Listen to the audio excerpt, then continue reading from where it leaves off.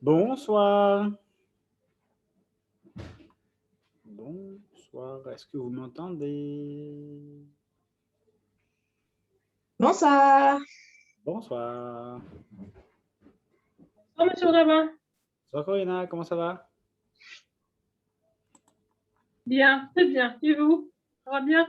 Ça va, grâce à Dieu, ça va bien, merci beaucoup, ça va bien. Voilà.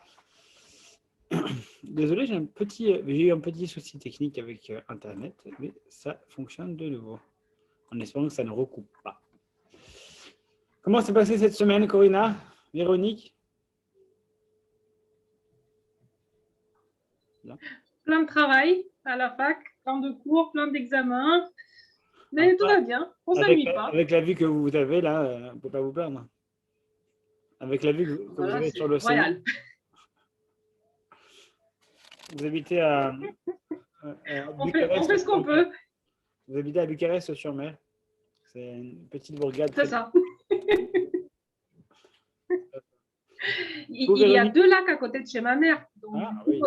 C'est presque vrai. Là, derrière vous, c'est un gros lac. C'est un lac de compète. Là. Oui. Et vous, Véronique, ça va? Vous avez eu des retours de la fac?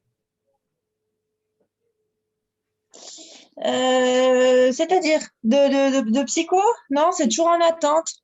Ah, pareil, moi aussi. C'est dossier complet, mais en attente. Moi aussi, je suis en attente. Bon, c'est moins complet, mais... Mais bon, je pense qu'ils ne devraient pas tarder parce que les vraies inscriptions, c'est le 5 juillet. Donc, il faut bien qu'on sache avant à quelle sauce on est mangé, quoi. Ouais. Moi, j'aime bien la Trina, si possible. Ou si on peut choisir. Si on peut choisir. C'est pas faux. Ouais, avec un peu de tchouktchouka. Alors, je vais vous partager mon écran parce que mon écran, il aime bien se partager. Il est vraiment dans le partage, mon écran, il est vraiment tourné vers les autres. Donc voilà, partageons mon écran. Et là, vous voyez ce que je vois. Voilà. Et on va aller vers le Passouk, donc chapitre Chafé, et Passouk Lamed Vav. Il est ici, c'est celui-là qu'on va voir. C'est celui-ci, celui que vous voyez en surligné. Donc de quoi ça parle jusque-là? Donc on est au début de la Sidrate de Béhar et de Bechokotai. Donc on nous parle au début de la Sidrate de Béhar, la voici, elle commence là. On nous parle d'abord de la Shemitah, de la Jachère. Pendant 6 ans, tu travailles à la terre, tu la labouras, et puis la 7e année, tu récoltes, et puis la 7e année, tu la laisseras un peu tranquille. Vashana Shavit Shabbat Shabbaton. La 7e année, ce sera un repos complet pour la terre. Ce sera un repos pour Dieu. Il ne faudra ni ensemencer le champ, ni labourer, ni ensemencer les vignes. Et ensuite, après, on va parler de la Shemitah. Alors, on nous parle du cycle des 7. Et puisqu'on parle du cycle des 7, alors on passe ensuite au cycle des cycles, c'est-à-dire en fait, autant la Shemitah, c'est un cycle de cette année, autant le Yovel, le jubilé, eh bien, c'est cette fois la Shemitah. C'est la Shemitah des Shemitah. La Shemitah des Shemitah, c'est il y a un retour à la terre au bout de 6 années. Donc, pendant 6 années, on la travaille, la 7e année, on arrête de la travailler. Et ensuite, ça va continuer pendant 7 cycles. Et au terme du 7e cycle, la 7e année, ce n'est pas une Shemitah, c'est un Yovel.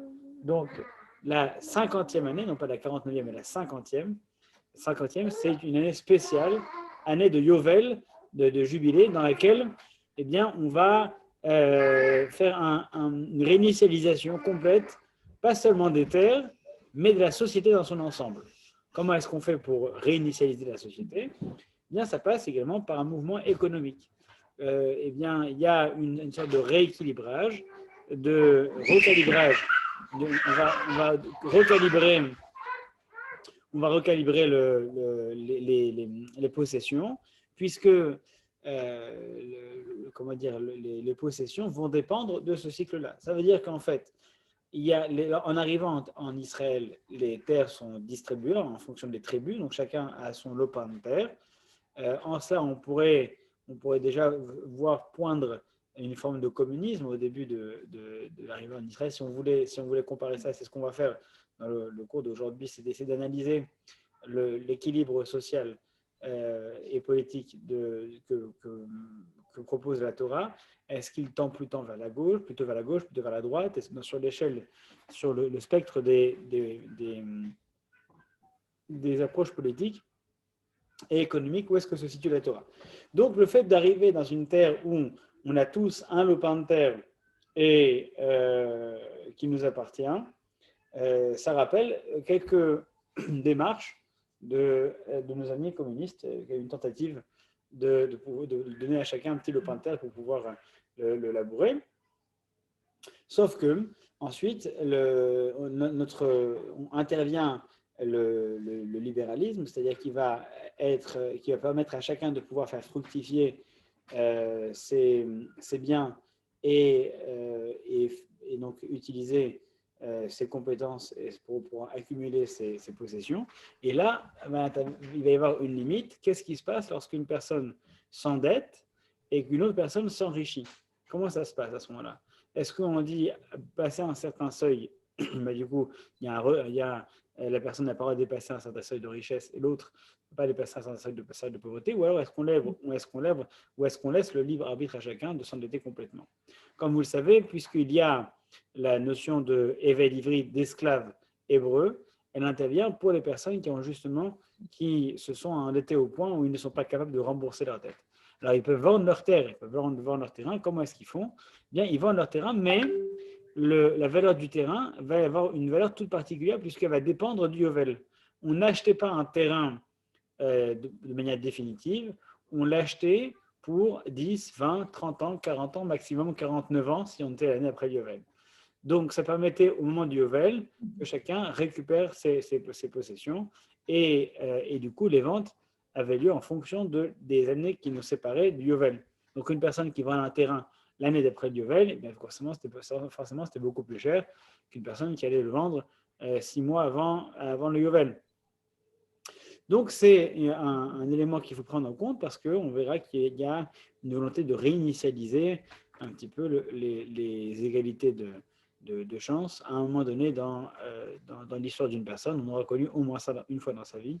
Ça arrivait une fois par vie, grosso modo, 2 fois grand maximum, mais en général, c'était plutôt une fois par vie. Rares étaient les personnes qui vivaient 100 ans. Donc finalement, un yovel, ça arrive en général une fois dans sa vie. C'est quelque chose qu'on ne vit qu'une fois et qui va permettre justement de pouvoir rééquilibrer les richesses, une sorte de reset, de reboot, de réinitialisation. Ensuite, après avoir parlé du yovel et de ses ramifications, de ses conséquences, eh bien, on va nous parler des personnes justement qui, malgré les garde-fous, l'interdiction de vendre définitivement son terrain, etc., malgré les garde-fous, une personne se serait endettée. Que se passe-t-il? Eh bien, les personnes qui se sont endettées, elles doivent ensuite proposer, trouver un travail. Si elles ne trouvent pas de travail, alors bien, elle allait chercher un travail. Où est-ce qu'on trouve un travail, même s'il n'était pas forcément très gratifiant? C'était lorsqu'on était vendu en tant qu'esclave. Alors, il faut bien comprendre que cet esclave dont il est question ici, il y a 2 types d'esclaves qui sont cités dans la Torah. Il y a l'esclave libre, si on voulait exprimer ainsi, et l'esclave définitif. En fait, de quoi il s'agit? L'esclave dont on parle ici, le évêque ivri, l'esclave hébreu, c'est une personne qui va se rendre esclave pendant une durée qui va être qui va exister en fonction de ses besoins. Ça veut dire que s'il a une grosse dette, eh bien le temps d'esclavage sera plus long. S'il a une petite dette, le temps d'esclavage sera moins long. Et c'est un esclavage volontaire. C'est-à-dire que il aura un statut particulier. Il aura un statut très, très particulier, cet esclave évêque ivri. Et on va voir justement que on a des devoirs envers son esclave. C'est plus un employé avec des droits que véritablement l'esclave qui est l'évêque Kénaani, qui là pour le coup est l'esclave qu'on connaît, qui est entièrement assujetti à son maître. Lui, normalement, il est censé n'être esclave au maximum que 6 ans. la 7e année, comme pour tous les autres cycles, il doit être libéré. Il est esclave, au maximum 6 ans, la 7e année, il doit être libéré. Et intervient le principe qu'on avait déjà vu par ailleurs, qui était, je crois que c'est dans la Sidra de Mishpatim, si une personne souhaite rester esclave, donc ensuite il s'est bien entendu avec son maître, il veut rester esclave, alors dans ce cas-là, il a le droit de continuer, mais au maximum, il ne pourra jamais dépasser le Yovel. Après, ça lui interdit de dépasser le Yovel, quoi qu'il en soit. Maintenant qu'on a dit tout ça, qu'on a parlé des circonstances particulières dans lesquelles on octroie des droits à cet esclave, dans lesquelles on a un certain nombre d'obligations envers lui, on a une obligation de bien le loger, de bien le nourrir, de bien le vêtir, de bien faire attention à tous ses besoins, parce qu'on a un devoir envers cette personne qui est en même temps un employé, mais qui est surtout un égal. Et là, c'est là un petit peu l'originalité de cet esclavage, qui est que c'est pour ça que j'appelle ça l'esclave libre, parce qu'on a en sa possession un esclave qui est libre. Alors c'est très complexe parce qu'en même temps, on lui doit le respect comme un égal en tant qu'humain, et en même temps, on a une supériorité, puisque on le possède, même si c'est temporairement, on le possède. Alors c'est pour ça que c'est un concept qui est assez particulier.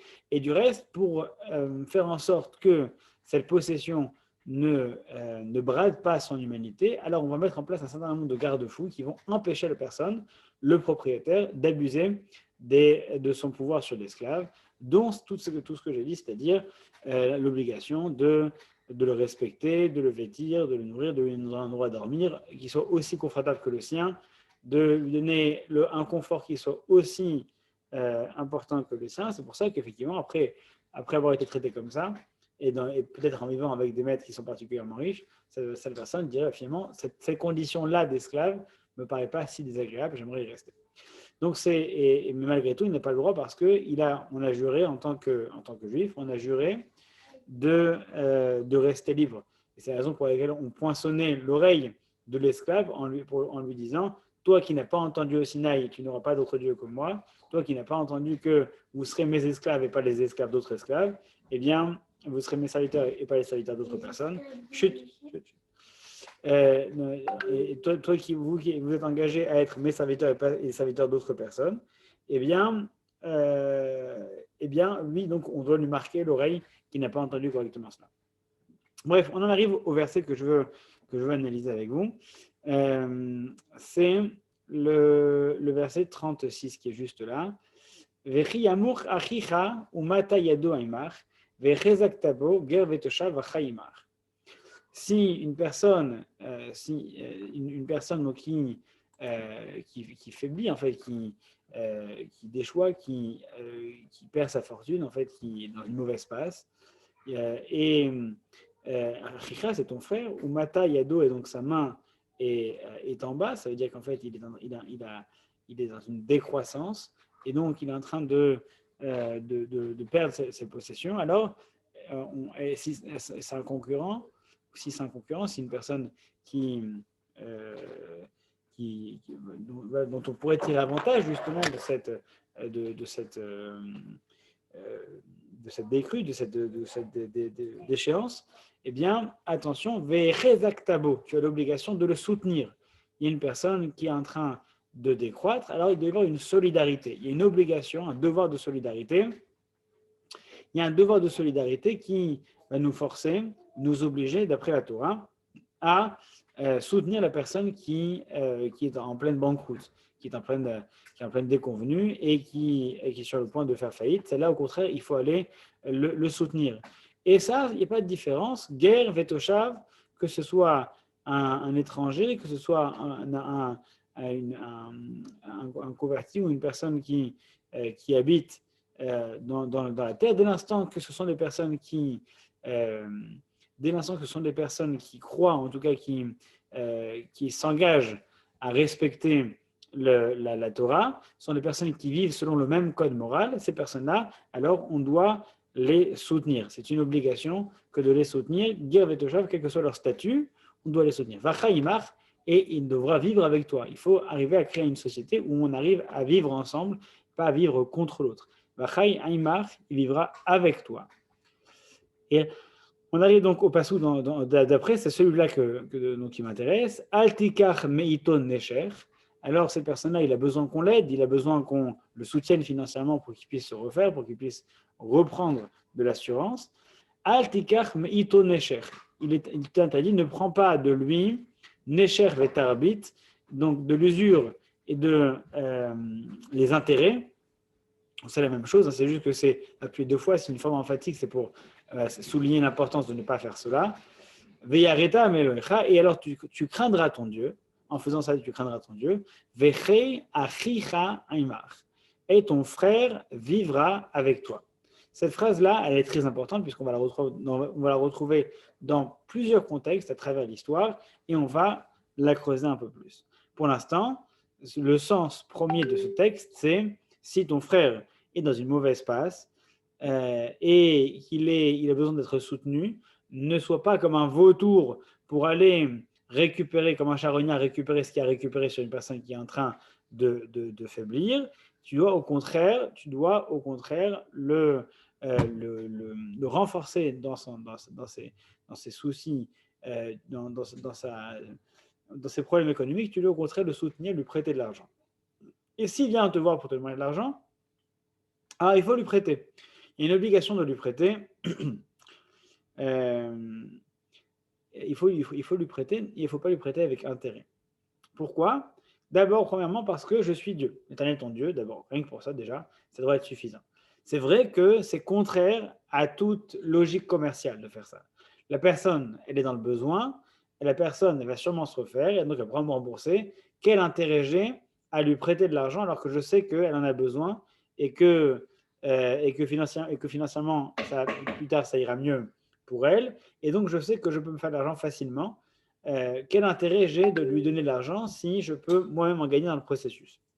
Aucun. C'est pour ça, pourquoi est-ce que tu le feras ? Parce que tu as l'obligation d'insérer dans ton code économique, dans ton système économique, il faut y insérer une partie éthique. L'éthique est incontournable, indissociable du domaine économique. Et ça, c'est peut-être la partie la plus importante. Pourquoi est-ce que je le ferai ? Parce que aucun système ne saurait survivre s'il n'y a pas en lui une forme de morale, une forme d'éthique qui est là pour le soutenir. De quelle manière est-ce que ça va s'appliquer dans notre pasouk ? Pourquoi de quelle forme éthique il s'agit ? Aller l'aider, lui donner de l'argent pour le soutenir dans son fonds de commerce, alors que je n'ai pas d'intérêt, ça c'est la portée éthique d'un système économique qui se veut équilibré. Parce qu'effectivement, il y a la question de se poser, quel modèle est-ce qu'on va aborder ? Quel modèle la Torah conseille ? Vechei achicha imach, c'est le deuxième argument, il faut que ton frère puisse vivre avec toi et ne pas vivre contre toi. Ça veut dire qu'en gros, si il n'y a que des personnes qui sont individuelles, des individualités qui vont s'opposer les unes aux autres, alors dans ce cas-là, ton frère ne vivra pas avec toi, il vivra malgré toi. Ton frère, il fera ce qu'il pourra, mais il vivra malgré toi. Et ça, c'est un problème. Non, il faut qu'il vive avec toi. Il faut que vous soyez solidaires. Il faut que vous puissiez vous aider. Mais ça ne peut se produire que s'il y a, d'une part, une démarche éthique qui vient renforcer ce système économique. Et d'autre part, il y a une volonté de marquer ici la nécessité de vivre ensemble. Alors, ce vivre ensemble économique, a priori, selon la manière qu'on va le définir, ça va nous donner un indice sur le modèle économique que la Torah encourage. Ce texte-là, on va le retrouver dans un débat d'éthique pure qui va être proposé dans la Gemara, dans le Talmud, dans le traité de Baba Metzia, à la page 62, par un rave qui s'appelle, c'est un Tana, un arabe de l'époque de la Mishnah, qui s'appelle Bar Petora.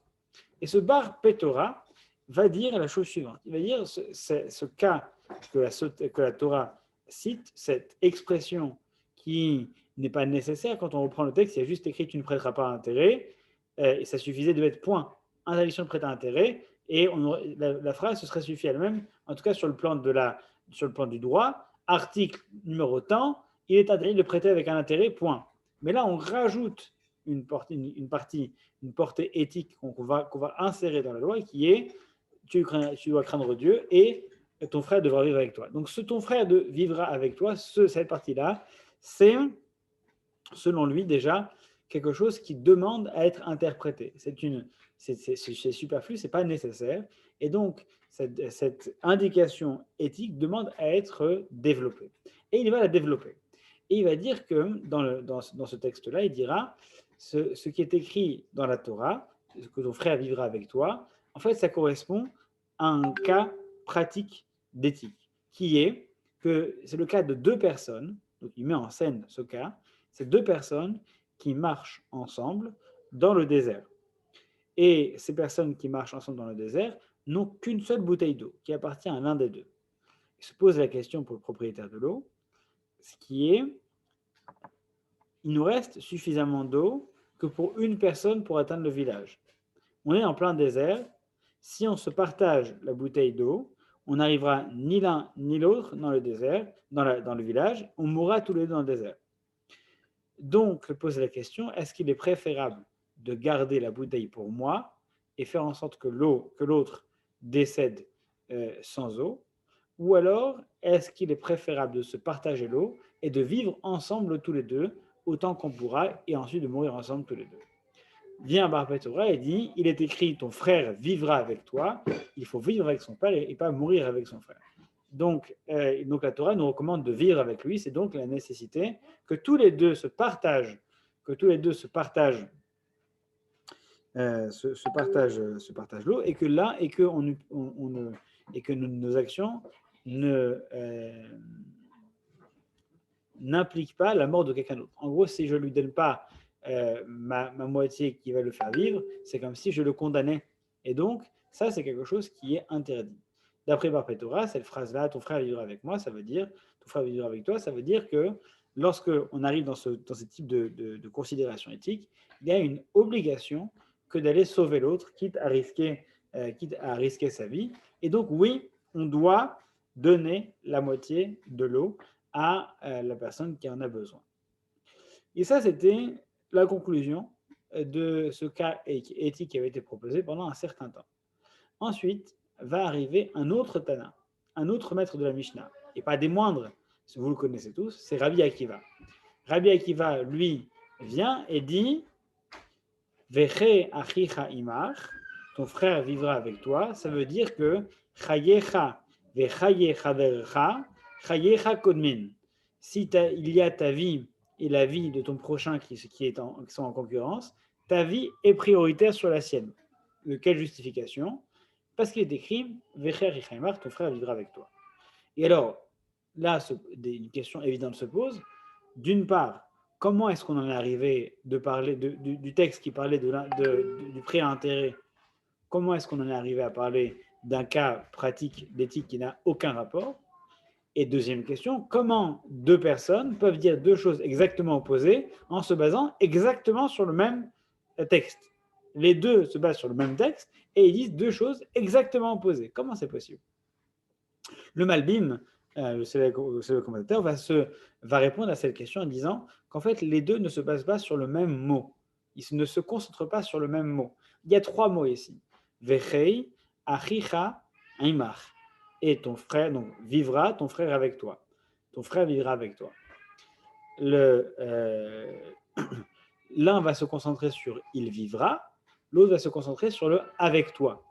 L'un va dire il est écrit il vivra avec toi, ça veut dire que il vivra et il ne mourra pas. Ça veut dire que il faut qu'il y ait une solidarité qui soit suffisante pour que la priorité c'est de faire vivre son frère avec soi. Et si une personne fait mourir son frère avec soi, eh bien, il est en train de transgresser cette obligation qui était claire pourtant de ton frère vivra avec toi. C'était Bar Torah. Quand Rabbi Akiva est arrivé, il a dit, mais une seconde, on ne regarde pas le bon mot dans le verset. Il est écrit, ton frère vivra, certes, mais il vivra avec toi. C'est sur le avec toi qu'il faut mettre l'accent. Ça veut dire quoi? Ça veut dire que ce avec toi-là, il est primordial dans cette question. Ça veut dire qu'il vive, c'est important, c'est indispensable, mais à condition qu'il puisse vivre avec toi. C'est-à-dire que pour qu'il puisse vivre, il faut déjà que toi tu vives. Pour qu'il soit avec toi, il faut déjà que tu sois là. Si tu n'es pas là, il n'y a plus avec toi. Donc, pour qu'il pourra vivre à condition de ne pas mettre ta propre vie en danger. À partir du moment où il met ta propre vie en danger, alors il ne vit plus avec toi, il vit tout seul, mais il vit sans toi. Donc, ce avec toi, ça veut donc dire a priori qu'il faut d'abord exister soi-même. C'est un petit peu, si vous voulez, ça rejoint ce que Rabbi Akiva a pris comme principe qui résume la Torah. Tu aimeras ton prochain comme toi-même. Le reste n'est qu'au commentaire, d'après Rabbi Akiva. Et il y a le même, il y a le même diouk, il y a la même implication dans les mots, la même conséquence dans les mots. Tu aimeras ton prochain comme toi-même. Ça veut dire qu'il faut d'abord, d'abord c'est comme toi-même. Il faut d'abord s'aimer soi-même pour aimer l'autre comme toi-même, pas plus que toi. Donc il y a toi en premier, et ensuite tu aimes l'autre autant que toi. Là, c'est la même chose. Ton frère vivra avec toi. Il faut d'abord que tu puisses vivre pour qu'il puisse vivre avec toi. Il vient donc après. Il y a d'abord tu es là, et ensuite lui s'ajoute à toi. Donc, d'après Rabbi Akiva, il vient contredire ce qui a été dit auparavant et de lui donner une limite. C'est vrai qu'il faut faire vivre son frère, c'est indispensable, à condition que ça ne mette pas en péril sa propre vie. Parce que il y a une question évidente qui se pose sur Bar Petora, qui est, mais quelle est la logique quelle est la légitimité de cette logique de Bar Petora? Qu'il faut mourir, en gros, de peur de faire mourir son frère, alors il faut se tuer soi-même. Alors au lieu de tuer une personne, tu vas tuer deux personnes. Donc, comment est-ce qu'on peut justifier la démarche de Bar Petora? Il n'y a aucune mitzvah dans la Torah qui n'est plus forte que celle de la préservation de la vie. Donc, même s'il s'agit de venir en aide à son prochain, aider son prochain, ça ne peut pas avoir la priorité sur préserver sa vie. Donc, exprimer une forme de bonté, c'est bien, c'est une bonne chose, mais ça ne peut pas avoir la priorité sur le fait de préserver sa propre vie. Sans quoi, ce serait considérer sa propre vie comme moindre par rapport à celle d'autrui. Donc, Rabbi Akiva dit attention, la nécessité d'aider autrui, ça va, la limite, c'est jusqu'au moment où elle n'empiète pas sur ma propre vie. Maintenant, il s'agit de réfléchir à la deuxième question, qui était, mais comment est-ce qu'on en est arrivé? Comment est-ce qu'on est arrivé de la question de prêt avec intérêt? Comment est-ce qu'on en est arrivé à deux personnes qui marchent ensemble dans le désert et il n'y a plus assez d'eau pour l'un et que pour un seul, et finalement, à qui il faut donner, est-ce qu'il faut boire ou est-ce qu'il faut partager? Eh bien, à l'origine, cette manière cette métaphore, en fait, ce cas pratique, ce n'est qu'une extension, d'après ce premier Tana, ça n'est qu'une extension c'est qu'une extension du principe qui va être établi dans la Torah. En fait, ça part du principe que quelle société on construit si l'usure est permis? C'est-à-dire, en fait, quelle est la conséquence du prêt-intérêt? Quelle est la philosophie du prêt-intérêt? Il y a une personne qui est dans le besoin, qui a besoin d'argent, et moi j'en ai. Donc, je lui donne de l'argent, et elle va m'en donner plus. Donc, je vais gagner de l'argent sur la misère de quelqu'un. C'est-à-dire que la personne est déjà dans une situation critique, et moi je vais profiter de sa misère pour m'enrichir. Ça, c'est si le prêt à intérêt était permis, ce serait le sens de cette pratique. Et donc, quand on regarde le cas pratique qui est proposé par le Torah dans la Gemara, c'est ça. C'est deux personnes qui sont dans le désert, et il y en a un qui a de l'eau et l'autre qui n'en a pas. Est-ce que je bois tout pour moi et je laisse mourir? Ou alors, est-ce qu'il vaut mieux partager et qu'on meure tous les deux? C'est un petit peu l'extension de la problématique qui est posée par une société qui permettrait le prêt à intérêt. Ça veut dire quoi? C'est-à-dire que si j'accepte de prêter à intérêt, eh bien, c'est comme cette personne qui est dans le besoin et à qui je ne vais pas donner à boire. À qui je ne vais pas donner à boire. Qu'est-ce qui va se passer? Cette personne-là, elle ne va pas boire et donc elle va mourir. Donc la personne qui est dans le besoin, je ne lui donne pas de quoi se nourrir, de quoi pouvoir vivre. Qu'est-ce qu'il va faire? Il va en mourir. Mais étant donné que il y a un principe qui est que tous les Bnei Israël sont Arevim, Zelazé, sont solidaires, sont dépendants les uns des autres. Si je tue, si je refuse de donner à manger à l'autre ou de faire vivre l'autre, eh bien, je suis en train de me tuer, de creuser ma propre tombe, de creuser mon propre trou dans la barque. Donc, je suis en train de m'attaquer moi-même. Lui, il mourra physiquement et moi, je mourrai spirituellement. Lui, il mourra physiquement parce qu'il n'aura pas de quoi se nourrir. Et moi, ce sera sur le plan spirituel parce que j'aurais été à l'origine de la mort d'autrui. Donc, les deux, l'un comme l'autre, sont en fait, l'un comme l'autre vont en mourir. C'est pour ça que Bar Petora va dire, au final, il vaut mieux que les deux vivent plutôt que les deux meurent. Parce que dans tous les cas, même si l'autre survit en vivant tout seul, il mourra également de par son action. Il mourra en tout cas sur le plan spirituel, ça aura un tel impact qu'il aurait mieux valu qu'il lui donne. Donc au moins, quand ils vont se partager l'eau, eh bien, au moins les deux auront vécu un petit peu, et après ils seront morts tous les deux, mais au moins ils auront vécu un petit peu. Et ça, c'était à la base une métaphore d'ordre économique et politique. Seulement ensuite, le cas pratique est resté. Le cas pratique est resté, même si c'était une métaphore. Du coup, oui, lorsqu'on est dans cette situation, oui, alors dans ce cas-là, il vaut mieux se partager plutôt que de mourir. Rabbi Akiva est arrivé, les gens étaient persuadés que c'était ça, la manière dont on devait se comporter. Il dit une seconde. Ce qu'a dit Bar Petora, c'est une dénonciation d'une déviance de la société. Maintenant, concrètement, on ne peut, la bonté, un acte de bonté qui viendrait à donner à boire à l'autre lorsqu'il est dans une situation difficile, la limite, c'est lorsque moi-même j'ai encore de quoi vivre.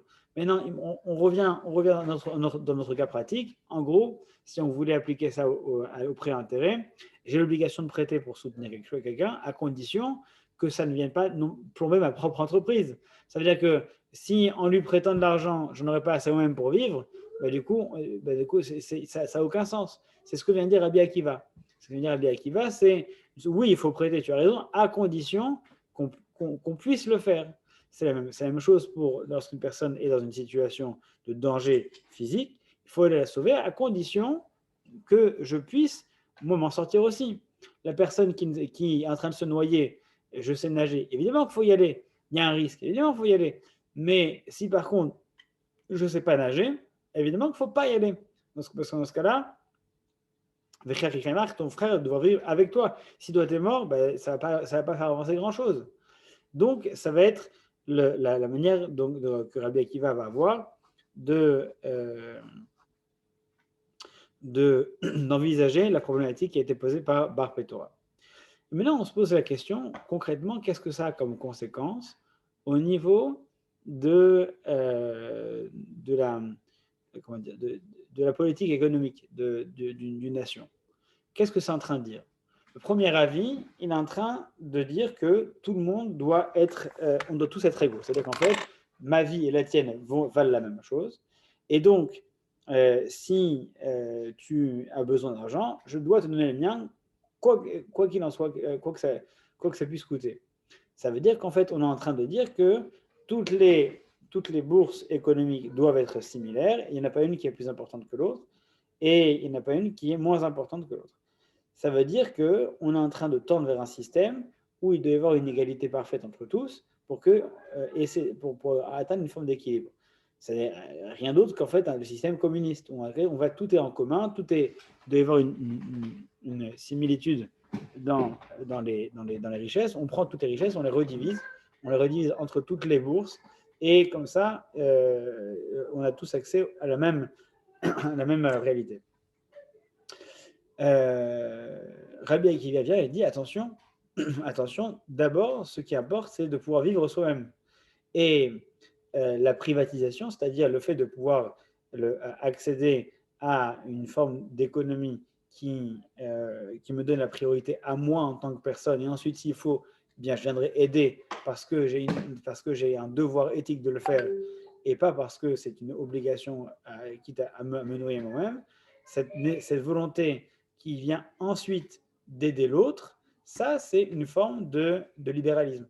de privatisation. Au contraire, chacun va exister pour lui-même. Veche achicha imach, ton frère vivra avec toi. Toi, il y a ton individualité, ton individu, et ensuite le frère vient se greffer ou s'associer d'une manière ou d'une autre. Mais il vient vivre avec toi, toi qui as déjà ta propre individualité économique. Donc cette volonté d'encourager un système plutôt de privatisation où chacun a la possibilité d'exister pour lui, ça par contre, on tend vers une autre forme de politique sociale et économique qui est plutôt une forme de libéralisme. Est-ce que pour autant c'est un libéralisme qui va être sans limite? Non, il y a une politique sociale malgré tout importante puisque on le dit dans le verset, attention, lorsque ça ira pas bien, tu dois aller l'aider. Ça veut dire qu'on peut considérer que chacun est responsable à son libre arbitre, même sur le plan économique, de faire des bêtises ou de faire des coups d'éclat. Ça, c'est possible. Et lorsque ça arrive, il y a un devoir d'aider la communauté. Il y a un plan social qui est très important.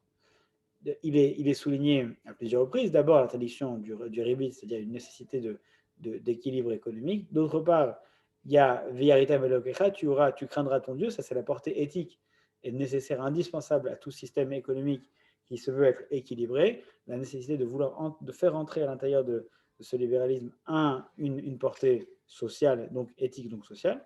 Et enfin, ton frère vivra avec toi. Ça, c'est la partie, justement, c'est l'expression la plus claire de la portée sociale de ce système d'économie libérale. Ce qui est intéressant, c'est que il y avait une troisième option à ce verset. On n'avait ni d'obligation de comprendre que ce verset parlait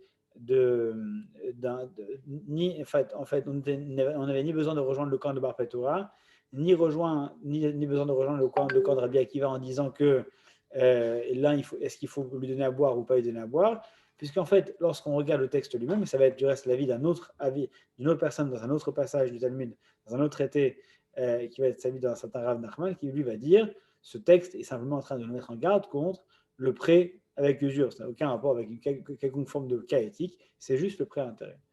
Donc, pourquoi est-ce que Bar Petora et Rabbi Akiva, eux, considèrent qu'il y a une nécessité de commenter et d'extrapoler cette question qui est posée ici?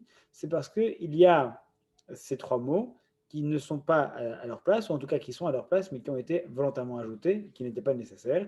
Qu'est-ce que la Torah veut nous dire? Qu'est-ce que Dieu veut nous faire comprendre lorsqu'il nous dit attention, si je te demande de ne pas profiter de la misère de ton frère, c'est parce qu'il y a une nécessité de construire une société qui est une politique sociale qui permette à chacun d'exister de par lui-même. Et ça, ton frère vivra avec toi.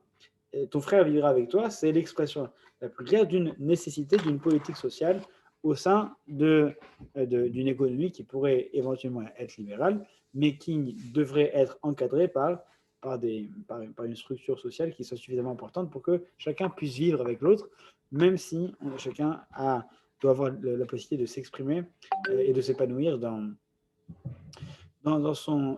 l'expression de son génie économique. Maintenant, cette phrase-là, comme je vous le disais, elle va avoir un impact dans plein de domaines différents. En fait, cette question-là, elle va être à la base de beaucoup de débats éthiques, parce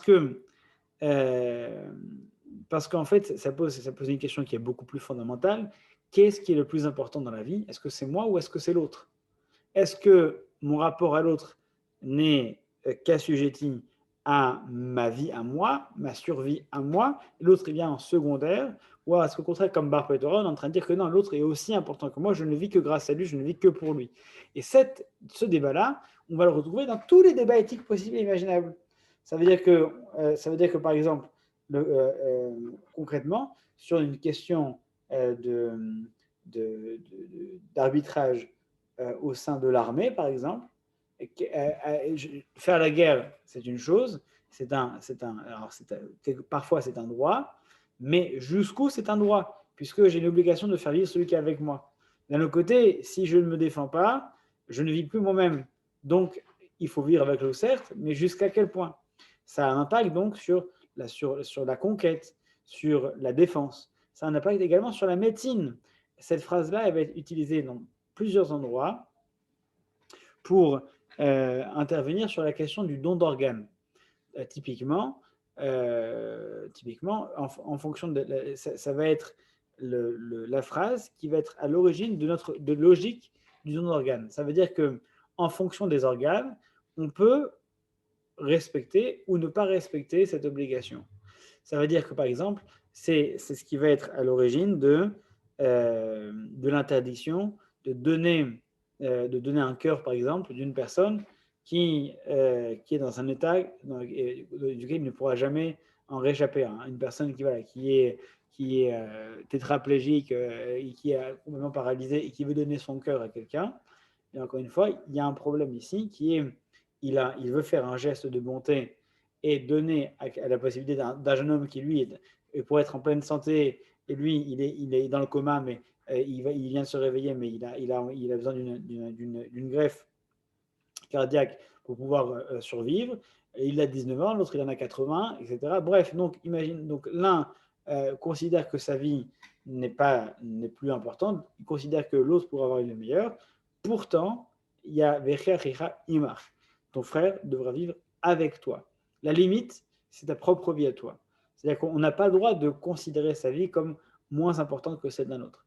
Ça va avoir un impact sur toutes les questions éthiques, puisque on vient de traverser, on est encore en pleine crise d'une pandémie, et les services de réanimation ont à plusieurs moments été pleins. Et donc, on devait faire un choix entre celui-ci qui a 70 ans et l'autre qui en a 65, mais celui qui a 65, il a un problème cardiovasculaire, donc il a moins de chances d'en réchapper. Est-ce que je vais solliciter une chambre de réanimation, sachant que celui-ci, il y a peu de chances qu'il en revive, celui-ci est plus âgé, quelle est la priorité à celui qui est plus âgé, à celui qui est plus malade, etc. Donc, dans ces questions qui sont extrêmement doubles, on a besoin d'arguments éthiques comme celui-ci, qui est que la notion de vie, elle n'est pas... elle n'est ni qualitative ni quantitative. Une vie est une vie. Une vie est une vie, c'est-à-dire que dès l'instant qu'une personne est en vie, on la considère entièrement et pleinement en vie. Dès l'instant qu'une personne est décédée, on la considère pleinement et entièrement décédée. C'est-à-dire que si une personne est paralysée, elle est entièrement en vie. Et donc, elle est pleinement en vie. Autant que celui qui est en train de gagner les Jeux Olympiques du 100 mètres. Parce que la valeur de la vie n'est ni quantitative ni qualitative. Ce n'est pas parce que la personne a 10 ans et l'autre a 70 ans que celui qui a 10 ans a une vie qui est plus importante que celui qui a 70 ans. Parce que peut-être que celui qui a 10 ans, en fait, il va avoir un impact sur le monde qui va être moins important. Tout à l'heure, j'avais ce débat avec des jeunes. Il me disait, si j'ai un argument et il est réfutable, le jeune, il va avoir plus de vie. Donc, il a 15 ans, disons, l'autre, il en a 60. Donc, le jeune, il a 15 ans, et donc il a encore 45 ans de sa vie pour pouvoir impacter le monde et pouvoir faire en sorte de l'améliorer, alors que l'autre, il lui en reste beaucoup moins. Donc, le jeune, il a plus de vie que l'ancien. Donc, le jeune, il a un plus grand impact que l'ancien sur le monde. Mais je lui ai répondu que oui, tu as peut-être raison, mais imagine que le vieux en question dont tu parles, c'est un enseignant. C'est un enseignant et il enseigne à 50 jeunes qui sont à côté. Si tu sauves l'enseignant, tu sauves un enseignement pour 50 jeunes. Alors que peut-être que si tu sauves le jeune en question, peut-être que c'est une personne qui fera rien de sa vie. Donc, comment est-ce que tu peux savoir quel va être le meilleur impact de l'un ou de l'autre sur le monde? Donc, encore une fois, une vie est une vie, ni sur le plan quantitatif de combien d'années il me reste, on ne sait pas combien d'années il reste, ni sur le plan qualitatif de comment j'aime ma vie. Est-ce qu'une personne déprimée, la vie d'une personne déprimée a moins de valeur que la vie d'une personne qui est heureuse et épanouie? Ton frère devrait vivre avec toi, il y a une obligation de faire vivre l'autre. Donc, par exemple, application de ce principe sur le plan d'éthique médicale, eh bien, donner un rein, par exemple, si je donne un rein, ça ne veut pas dire que je mets ma vie en jeu. Donc, si je le souhaite, c'est la plus grande expression de cette mitzvah de pouvoir faire vivre mon frère avec moi. Et ça, c'est la plus grande mitzvah qui puisse exister, la plus grande preuve de gentillesse, de bonté qu'on puisse exprimer. Et c'est porter à son paroxysme cette mitzvah-là, de pouvoir donner une partie de soi pour faire vivre l'autre. Ton frère vivra avec toi, c'est véritablement l'expression parfaite de cette volonté. Je prends une partie de moi, je le fais vivre dans l'autre. L'autre, il vit avec moi, on vit tous les deux ensemble. Une partie de moi est en lui, on vit ensemble tous les deux. Ça, c'est l'expression la plus parfaite. Si par contre, je vais prendre un organe que je considère que ma vie n'est pas suffisante et je vais donner à l'autre, dans ce cas-là, moi je meurs, lui il vit, ton frère ne vit pas avec toi.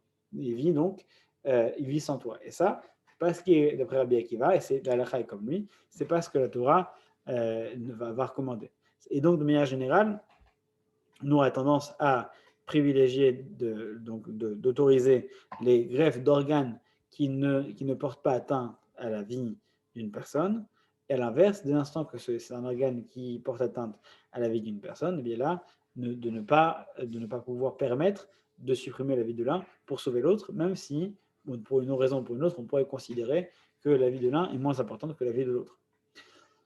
Ça a un impact sur le plan médical, mais ça a un impact également, je vous le disais, sur le plan technologique. C'est-à-dire que lorsque les ingénieurs de Tesla ont eu à configurer la programmation de la conduite autonome de la voiture, ils ont dû se poser la question, comment est-ce qu'on configure la voiture? Est-ce que la voiture est dans un endroit et donc elle est en danger, mais si la voiture est programmée pour virer, mais si en virant, si en tournant, elle risque d'écraser quelqu'un, est-ce qu'il vaut privilégier la vie de celui qui se trouve à l'intérieur de la voiture ou la vie de celui qui se trouve à l'extérieur de la voiture? Et s'il y a un doute là-dedans, si ma vie est peut-être en danger, et la sienne est sûrement en danger. La question du doute va être primordiale dans cette question. Parce que là c'était simple, on parlait d'un cas où si je ne bois pas, je suis sûr de mourir. Enfin, je suis sûr de mourir. Et si je bois, je suis sûr de survivre. Et l'autre est sûr de mourir. Mais si on entre dans les peut-être, c'est-à-dire que si on boit tous les deux, on va peut-être arriver ensemble au village. Et donc, mais si je bois tout seul, il y a peut-être mourir. Là, est-ce que sur un peut-être, si je ne suis pas sûr d'arriver, est-ce que sur un peut-être, je vais avoir le droit d'hypothéquer la vie de mon prochain sur un peut-être? Là, on parle d'une certitude. Mais dès l'instant qu'il y a un peut-être qui rentre en compte, là, effectivement, la règle sera moins probante. Et ça a un impact sur la greffe, ça a un impact sur l'éthique dans les technologies, et puis même aussi sur le plan tout à l'heure, je vous parlais de la guerre. Une fois, je me souviens, vous avez déjà raconté une conférence que j'avais entendue de la part d'un aumônier militaire israélien qui était un consultant pour l'armée israélienne au niveau des décisions, des tactiques, donc dans les frappes tactiques contre les terroristes qui se cachaient dans les bâtiments qui étaient habités par des civils, parfois des hôpitaux. Et le type de question, c'est est-ce que j'ai le droit d'attaquer cette cible, sachant qu'il risque d'y avoir éventuellement des dommages. Mais si je n'attaque pas la cible en question, lui, il va pouvoir lancer sa batterie de missiles qui va, elle aussi, potentiellement pouvoir toucher d'autres personnes. Donc, de nouveau, il y a la question qui se pose, la vie et la vie du prochain. On a déjà établi que Rabbi Akiva disait que si ta vie est en danger et celle de l'autre est en danger, ta vie est prioritaire. Mais jusqu'à quel point et dans quelles circonstances, ça va être avec ce type d'argument-là qu'on va pouvoir construire notre tissu éthique et l'appliquer aux différentes problématiques éthiques qui peuvent exister dans les différents domaines. Voilà pour ce qui est de notre cours d'aujourd'hui, de partir de ce verset de trois mots, en fait, de trois mots dans ce verset qui en fait redessine l'économie et redessine également toute la conception éthique de la vie lorsqu'elle est en concurrence avec celle d'un autre ou celle d'une autre, et la manière dont elle est mise à profit pour pouvoir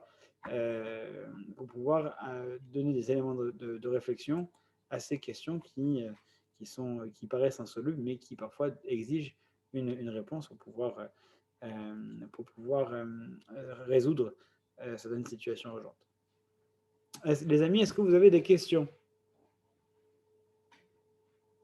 Oui, moi j'ai des questions. Moi j'en ai une. Non, moi en premier. Arrêtez, vous êtes tous passés, vous inquiétez pas. Corina, votre micro n'est pas activé. Ça y est, j'y arrive. J'y arrive. La question que c'est une question que je me posais comme ça, rhétoriquement. Lorsque, au Moyen-Âge et puis pendant la Renaissance, les Juifs n'avaient pas le droit de pratiquer d'autres métiers. Et donc, ils étaient obligés d'être banquiers, de prêter de l'argent.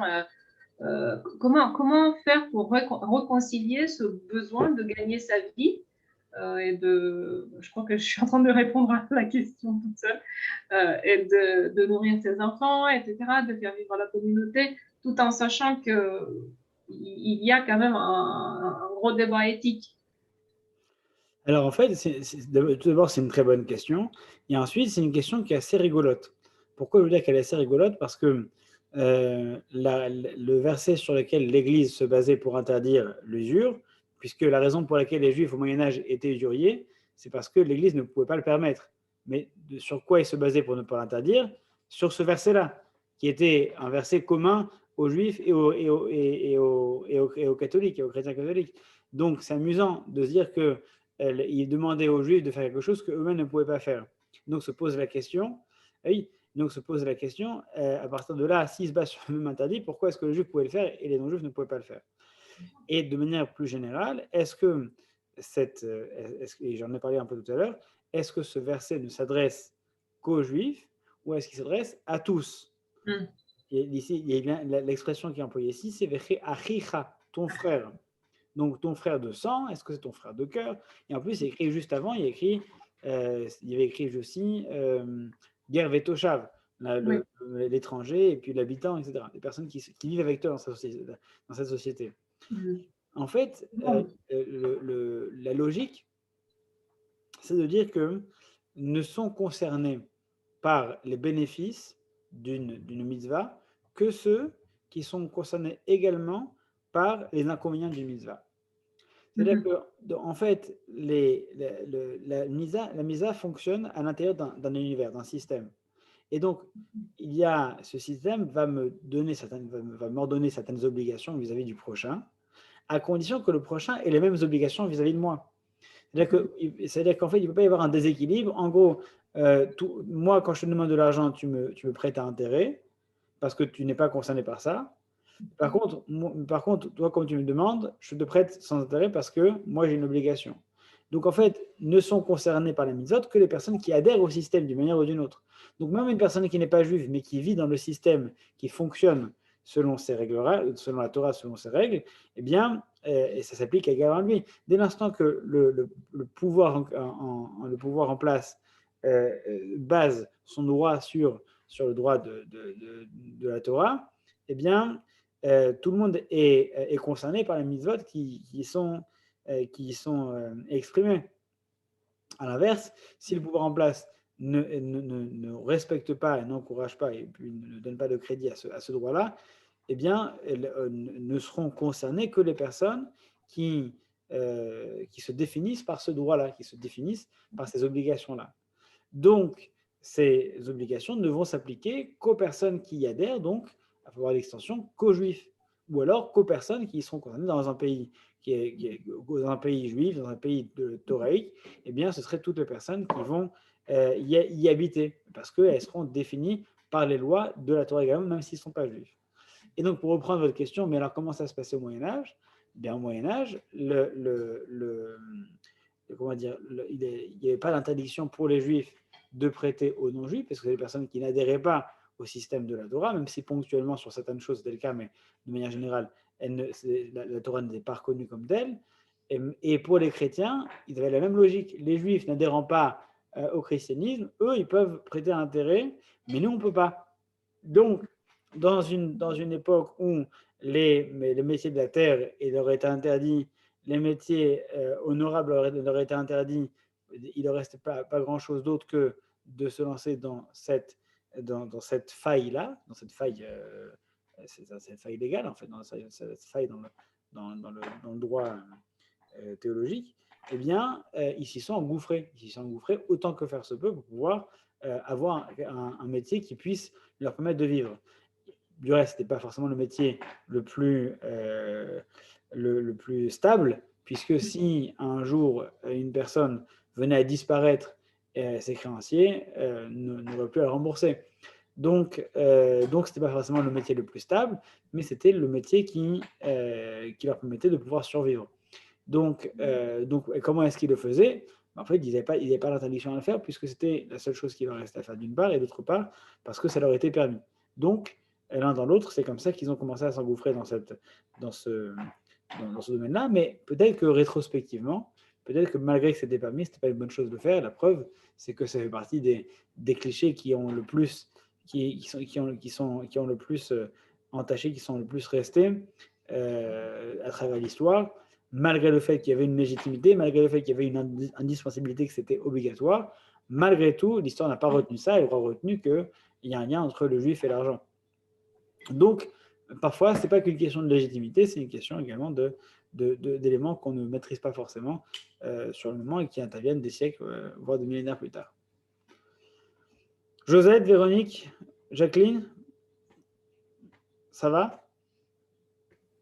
Ouais, c'était très clair, très, très intéressant. Franchement, j'ai appris plein de choses. Yay! J'ai un grand crayon à papier, ça doit être à Gabriel. C'est un grand. Bref. Jacqueline, ça va? Non, tout va bien. Josette, aussi, tout va bien. Ben, écoutez, si c'était clair que ça vous a plu, je suis content pour ce soir. Passez une excellente soirée. Et on se donne rendez-vous, comme vous voulez, dans la semaine, ou Shabbat, ou ces prochains jours. Avec plaisir. Passez une bonne soirée. Bon séjour à ceux qui doivent partir en Allemagne et en Roumanie. Passez une excellente soirée et à très bientôt. À bientôt, merci beaucoup. Merci beaucoup, à bientôt. Bonne soirée.